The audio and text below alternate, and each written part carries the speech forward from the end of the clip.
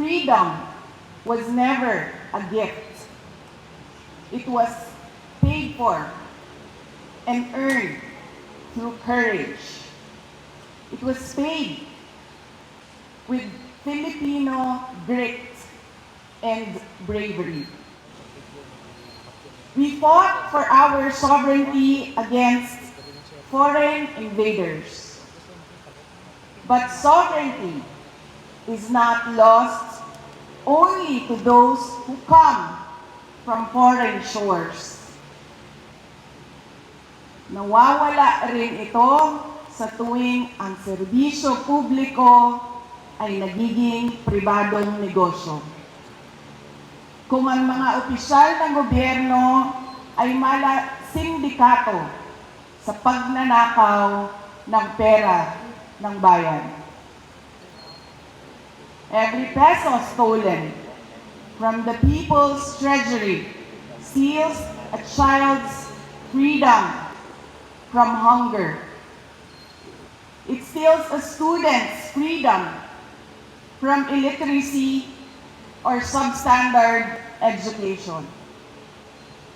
It steals a patient's freedom to obtain quality health care. It steals a worker's freedom to earn a decent living. Every ghost project is a classroom never built.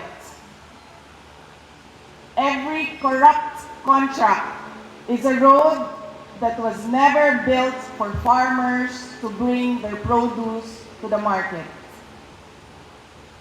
Ang korupsyon ay hindi lamang pagnanakaw ng pera. It steals opportunity, it steals dignity, and it steals hope. And ultimately, it steals freedom itself. Sovereignty survives only when a people refuse to surrender it.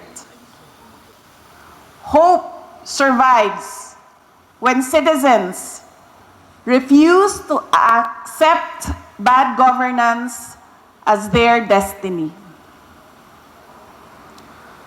Hope survives when citizens act together, have their voices heard, demand what our heroes fought so gallantly for: the right of every Filipino to a dignified human life. Hope survives when our people believe they have a better future. On this Independence Day, let us resolutely stand up for truth, for accountability, for freedom, and for sovereignty.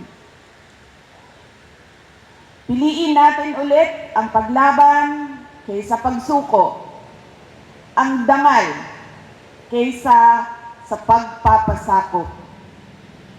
Piliin natin ang katotohanan. Piliin natin ang pananagutan. At higit sa lahat, piliin natin ang pag-asa.